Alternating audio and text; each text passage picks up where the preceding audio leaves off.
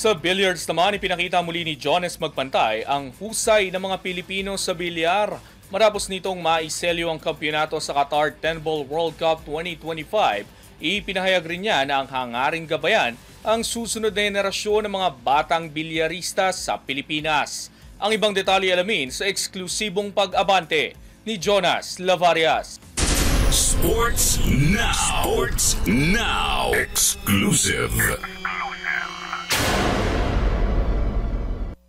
Matapos ang isang makasaysayang panalo sa Qatar 10-Ball World Cup 2025, muling pinatunayan ni Jonas Magpantay na isa siya sa mga nangungunang Pilipinong bilyarista sa mundo. Ang kanyang tagumpay ay hindi lamang personal na karangalan, kundi patunay ng patuloy na galing ng Pilipinas sa larangan ng bilyar. Sa panayam ng Abante Sports Now nitong Lunes, ipinahayag ni Magpantay na handa siyang tumulong sa mga susunod pang henerasyon ng mga Pilipinong bilyarista habang nananatiling simple at mapagkumbaba sa kabila ng kanyang mga tagumpay. Matapos ang panalo, pinuri ni Magpantay ang mga kapwa batang bilyarista sa bansa, partikular sina AJ Manas at JB Sukal, na aniya ay handang ipagpatuloy ang tradisyon ng kahusayan ng Pilipinas sa larangan ng bilyar.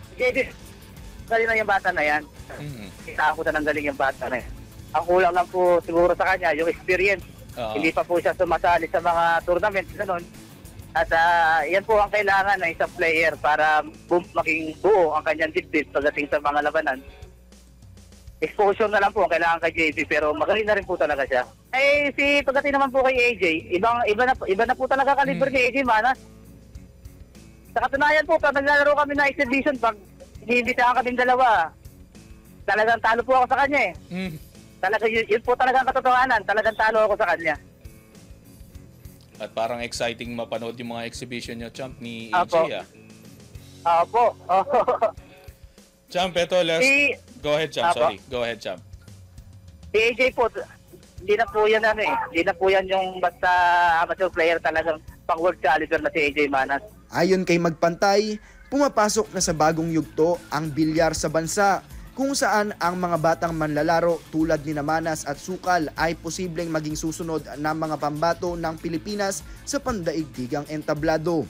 Sa huli, binigyang diin ni Magpantay na ang kanyang panalo ay hindi lamang tagumpay para sa sarili, kundi inspirasyon din sa mga kabataang nangangarap sa bilyar. Sa kanyang patuloy na suporta sa mga batang manlalaro, malinaw na ang galing at pamana ng bilyar sa Pilipinas ay mananatiling buhay at patuloy na magbibigay karangalan sa bansa sa mga susunod pang henerasyon.